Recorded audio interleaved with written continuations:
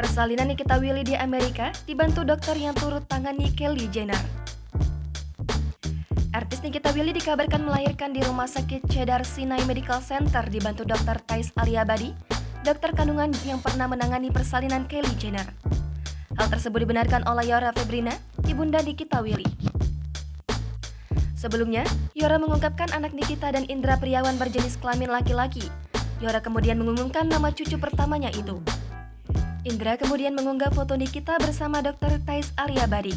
Pada foto itu, Indra menandai akun Instagram Dr. Thais, @ThaisAryabadi dan perawat yang membantu proses persalinan. Ia pun mengucapkan terima kasih. Nikita Willy memang sengaja memilih Cedars-Sinai Medical Center Los Angeles sebagai tempat untuk bersalin. Rumah sakit tersebut merupakan salah satu rumah sakit terbaik di Amerika dan sudah menjadi langganan artis-artis papan atas Hollywood. Nama-nama seperti Jessica Simpson, Kim Kardashian, Kourtney Kardashian, Beyonce, Victoria Beckham hingga Kylie Jenner pernah melahirkan di rumah sakit ini.